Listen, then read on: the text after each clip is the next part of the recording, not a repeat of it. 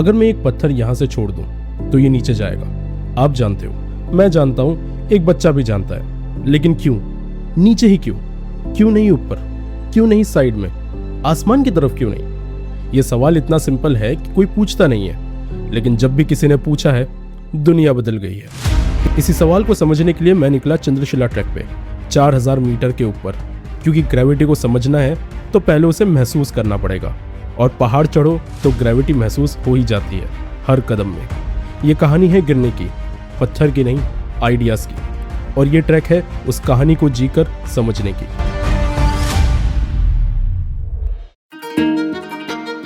Track का पहला हिस्सा बहुत ही भीड़भाड़ और मैदान से शुरू होता है। सीधी चढ़ाई, पैर भारी, सांस भारी, और तब आपको पता चलता है कि ग्रेविटी क्या चीज है। ये वो फोर्स है जो हर कदम को मुश्किल बनाती है, जो तुम्हें नीचे खींचती है जब तुम ऊपर जाना चाहते हो। और 2400 साल पहले ग्रीस में एक आदमी ने इसी फीलिंग को एक्सप्लेन करने की कोशिश की थी, एरिस्टोटल। उन्होंने दुनिया को 4 चीजों में बांटा, मिट्टी, पानी, हवा, आग। और उन्होंने कहा कि हर चीज अपनी जगह ढूंढती है। मिट्टी नीचे जाती है क्योंकि नीचे उसकी जगह है, आग ऊपर जाती है क्योंकि ऊपर उसका घर है। उनके लिए भारी चीजें तेज गिरती हैं, हल्की चीजें धीरे गिरती हैं। अगर आप एक 10 किलो के पत्थर और एक 1 किलो के पत्थर को साथ में गिराएंगे तो 10 किलो वाला पत्थर बहुत तेजी से गिरेगा। सिंपल, एलिगेंट, लेकिन गलत। इसके बावजूद 2000 साल तक किसी ने चेक नहीं किया, क्योंकि एरिस्टोटल का नाम इतना बड़ा था कि लोग सवाल करने से डरते थे। पर उसी वक्त दुनिया के दूसरे कोने में एक अलग सोच चल रही थी।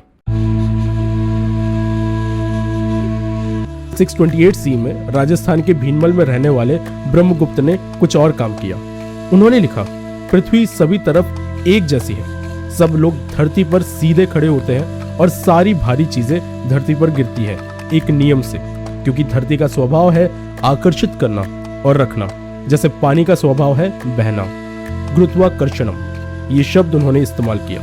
एरिस्टोटल के पास एक्सप्लेनेशन था, ब्रह्मगुप्त के पास ऑब्जर्वेशन था। एरिस्टोटल ने कहा कि चीजें अपनी जगह पे जाती है, लेकिन ब्रह्मगुप्त ने कहा कि धरती खींचती है। ये फर्क छोटा सा लग रहा है, लेकिन ये फर्क सब कुछ है।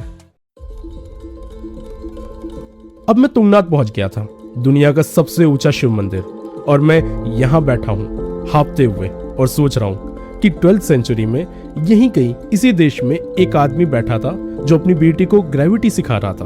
Bhaskaracharya 12th century mathematician, astronomer और एक पिता। कहानी है कि वो अपनी बेटी लीलावती को पढ़ाते थे, गणित के सवाल, तारों की बातें। और एक दिन उन्होंने उनसे एक बात कही, बेटी ये धरती गोल है, तुम्हें लगता होगा कि ये सीधी है, लेकिन अगर तुम बहुत बड़ा गोला बनाओ और उसकी एक छोटा सा हिस्सा देखो तो वो सीधा लगेगा। वैसे ही धरती भी सीधी लगती है। और फिर भास्कराचार्य ने कुछ लिखा जो कि ब्रह्मगुप्त से भी एक कदम आगे था। उन्होंने सिद्धांत शिरोमानी में लिखा, आकर्षण शक्ति पृथ्वी में स्थित है। इसी शक्ति के कारण पृथ्वी, ग्रह, नक्षत्र, चंद्रमा और सूर्य अपने कक्ष में टिके हुए हैं। समझे, ब्रह्मगुप्त ने कहा था कि धरती खींचती है, लेकिन भास्कराचार्य ने कहा कि सब कुछ खींचता है सब कुछ को, धरती चांद को, सूरज धरती को। यह किसी आइडिया का गिरना नहीं था, ये एक नए सिस्टम का डेवलपमेंट था, एक ऐसा सिस्टम जो ब्रह्मांड को बांधने वाली चीज के ऊपर बात करती है। और ये बात उन्होंने न्यूटन से 500 साल पहले की थी। लेकिन ये आइडिया भारत की सीमाओं के बाहर नहीं गया, कोई यूनिवर्सल लॉ नहीं बना, कोई इक्वेशन नहीं लिखी गई। आइडिया था पर फॉर्मलाइजेशन नहीं था, और इसीलिए दुनिया को इंतजार करना पड़ा थोड़ा और। अब दोस्तों, तुंगनाथ में बैठे बैठे मैं ये सोच रहा था कि क्या मुझे चंद्रशिला जाना चाहिए। काफी थक रखा था, बहुत सारे लोग चंद्रशिला तक जाते नहीं थे, लेकिन इतना दूर आके अगर मैं चंद्रशिला तक नहीं गया तो ये मेरा सफर नहीं रहेगा। अब रास्ता कठिन था, पथरीली चढ़ाई थी, हवा तेज चल रही थी, और हर कदम में लगता था कि धरती तुम्हें नीचे खींच रही है। पहाड़ चढ़ते वक्त ग्रेविटी से लड़ना पड़ता है, लिटरली हर कदम एक जंग है। और 16th सेंचुरी में एक आदमी ने ग्रेविटी के बारे में एक और जंग लड़ी, लेकिन वो जंग पहाड़ पर नहीं थी, वो जंग लोगों के दिमाग में थी। गैलीलियो गैलीली एक प्रोफेसर, लेकिन एक टाइम पे कोई इनको सीरियसली नहीं लेता था, क्योंकि वो एरिस्टोटल से डिसएग्री करते थे। और एरिस्टोटल से डिसएग्री करना यानी कि उस जमाने में अपना करियर खत्म कर देना। यूनिवर्सिटी के बाकी प्रोफेसर उनकी हंसी उड़ाते थे, ये देखो ये एरिस्टोटल की बातों में नहीं मानता। लेकिन गैलीलियो के पास एक ऐसी चीज थी जो उन प्रोफेसर के पास नहीं थी, हिम्मत, एक्सपेरिमेंट करने की हिम्मत। कहानी मशहूर है, शायद सच है शायद गलत है, लेकिन कहानी है कि पिज़ा के लीनिंग टावर से गैलीलियो ने 2 गोली गिराई, एक भारी और एक हल्की। नीचे काफी प्रोफेसर खड़े थे, सोच रहे थे कि गैलीलियो पागल हो गए हैं। सीधी सी बात है, भारी चीज तो पहले गिरनी चाहिए। लेकिन जब उन्होंने देखा तो दोनों एक साथ गिरी। सेम टाइम पे सेम आवाज आई। 2000 साल का विश्वास एक एक्सपेरिमेंट में टूट गया। ग्रेविटी भारी और हल्की में फर्क नहीं करता, ग्रेविटी सबको बराबर खींचती है। और जानते हो सबसे दुख की बात क्या है? उन प्रोफेसर्स ने तब भी ये बात नहीं मानी। उन्होंने कहा एक्सपेरिमेंट गलत है, एरिस्टोटल सही है। लोग अपनी आंखों के सामने सच देखकर भी झूठ मानते रहे। ऐसा होता है जब नाम इतना बड़ा हो कि सच से बड़ा हो जाए। लेकिन गैलीलियो के पास भी एक सवाल का जवाब नहीं था। क्यों? ग्रेविटी खींचती क्यों है? कैसे? किस मैकेनिज्म से? ये सवाल एक दूसरे इंसान के लिए छोड़ गए थे वो। 1666 में इंग्लैंड में प्लेग चल रहा था, कैम्ब्रिज बंद था।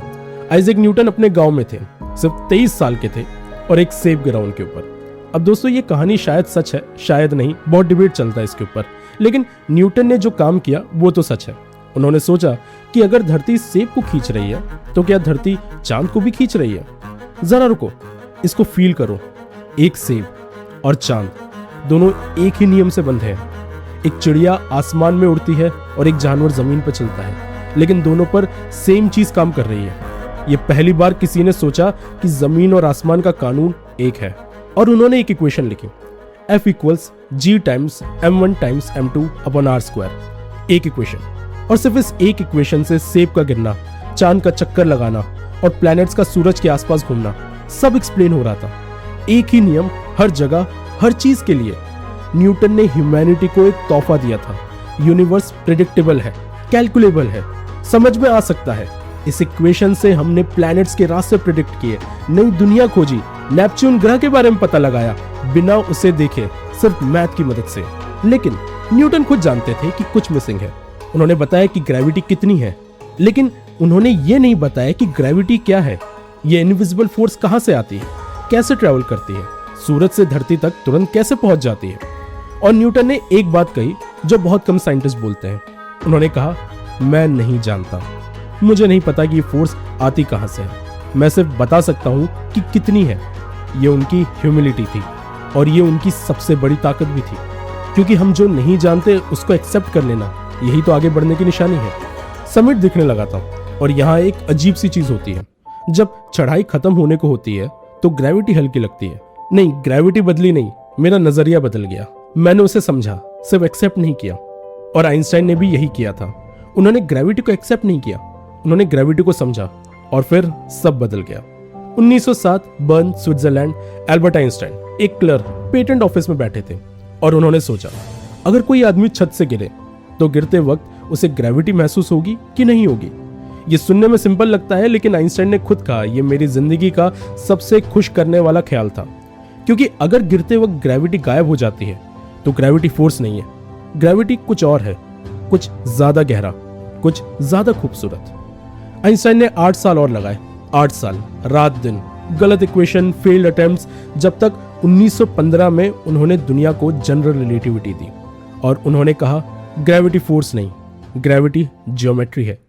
सोचो ऐसे, स्पेस एक चादर है। जब तुम एक भारी चीज रखते हो उस पर, सूरज, धरती या फिर कोई तारा, कोई चादर झुकती है, कर्व होती है, और जो भी चीज उस चादर पर चलती है वो सीधे चलते चलते कर्व में आ जाती है। धरती सूरज के अराउंड इसलिए नहीं घूमती क्योंकि सूरज उसे खींच रहा है, धरती इसलिए घूमती है क्योंकि सूरज ने अपने अराउंड स्पेस को मोड़ दिया है और धरती बस सीधे चल रही है कर्व्ड स्पेस में। समझे? आप गिर नहीं रहे, आप कर्व्ड स्पेस में चल रहे हैं। ग्रेविटी ने आपको कोई धक्का नहीं दिया है, स्पेस ने आपको बस रास्ता मोड़ रखा है। और सिर्फ स्पेस नहीं, टाइम भी। जहां ग्रेविटी ज्यादा है वहां टाइम धीमे चलता है। यही वजह है कि जीपीएस सैटेलाइट को अपनी घड़ी ठीक करनी पड़ती है। अगर वो ऐसा नहीं करेंगे तो गूगल मैप्स आपको गलत गलत जगह पे भेज देगा। हर दिन किलोमीटर्स की एरर होगी। आइंस्टाइन का थ्योरी आपके पॉकेट में है। हर बार जब भी आप नेविगेट करते हैं इस बारे में जरूर सोचना। दोस्तों, जब मैं नीचे आ रहा था तो मेरे दिमाग में एक थॉट आया कि ग्रेविटी के बारे में हम इतना समझ गए, लेकिन ये ग्रेविटी का नेचर क्या है। 2015 सितंबर में 2 ब्लैक होल एक दूसरे के अराउंड घूम रहे थे बिलियंस ऑफ ईयर्स से, और फिर टकराए। इतनी एनर्जी रिलीज हुई कि स्पेस टाइम खुद कांप उठा। एक वेव निकली स्पेस टाइम में लाइट की स्पीड से, और 1.3 बिलियन साल बाद वो वेव धरती तक पहुंची। हमने उसे डिटेक्ट किया लाइगो नाम की मशीन पे 2-4 किलोमीटर लंबी बाहें लेजर से भरी हुई, और उसमें इतनी कम कंपन आई कि अगर इनके बीच का डिस्टेंस धरती और सूरज जितना होता तो कंपन का डिफरेंस एक बाल की मोटाई से भी कम होता। इतना प्रिसाइजली इसको कैलकुलेट किया। हमने स्पेस को हिलते हुए सुना, पहली बार हिस्ट्री में पहली बार हमने ग्रेविटी को सिर्फ महसूस नहीं किया, हमने उसे सुना। आइंस्टाइन ने 100 साल पहले प्रेडिक्ट किया था और हम फाइनली सुन पाए। अब ये सोचने में भी कितनी अजीब चीज है कि आइंस्टाइन ने जब ये प्रेडिक्ट किया था उससे पहले से ही ग्रेविटेशनल वेव निकल चुकी थी, बस सही समय का वेट कर रही थी कि कब कोई इंसान इसके बारे में बताएगा, कब टेक्नोलॉजी इतनी आगे बढ़ जाएगी कि उसे डिटेक्ट कर पाए, और फाइनली हमने डिटेक्ट करके प्रूफ किया। सोचो, 628 सी में ब्रह्मगुप्त ने कहा कि धरती खींचती है, 1687 में न्यूटन ने इक्वेशन लिखी, 1915 में आइंस्टाइन ने कहा स्पेस कर्व होता है, और 2015 में हमने स्पेस की आवाज सुनी। तो पहले सवाल पे ही आ जाते हैं, ग्रेविटी क्या है? एरिस्टोटल ने कहा जगह ढूंढना है, ब्रह्मगुप्त ने कहा खींचना है, धरती का स्वभाव है, भास्कराचार्य ने कहा ये एक सिस्टम है, कॉस्मोस को बांधता है, न्यूटन ने कहा फोर्स है, यूनिवर्सल है, कैलकुलेबल है, आइंस्टाइन ने कहा ये सब अधूरा है, ग्रेविटी फोर्स नहीं है, ग्रेविटी वो शेप है जो मैटर स्पेस को देता है, और वो रास्ता है जो स्पेस मैटर को देता है। यानी कि matter tells space time how to curve and curve space time tells matter how to move. मैं यहाँ हूँ समिट पर, 4000 मीटर, चौपटा से शुरू हुआ था, जंगल से गुजरा, तुंगनाथ से चढ़ा, और अब यहाँ पहाड़ चढ़ के आया हूँ। अब मैं आपको बताता हूँ कि मुझे क्या समझ आया। पहाड़ चढ़ते वक्त ग्रेविटी सबसे ज्यादा महसूस होती है, हर कदम में वो नीचे खींचती है। लेकिन जब हम समिट पर पहुंचते हैं और नीचे देखते हैं तो लगता है कि ग्रेविटी ने मुझे रोका नहीं था, ग्रेविटी ने बस मुझे रास्ता दिखाया। मेरे पैर अभी जमीन पर है, ग्रेविटी मुझे रोक रही है ऐसा लगता है, लेकिन अब जानता हूं कि ग्रेविटी मुझे नहीं रोक रही। धरती ने मेरे अराउंड की स्पेस को मोड़ दिया है और मैं बस सीधा चल रहा हूं कर्व दुनिया में। ये सोचने वाली बात है कि हम सब गिर रहे हैं हर वक्त, लेकिन गिरना बुरा नहीं है, गिरना तो यूनिवर्स का डिजाइन है। गिरना खराब नहीं होता, गिरना बंद भी नहीं होता, बस उसे देखने का नजरिया चाहिए।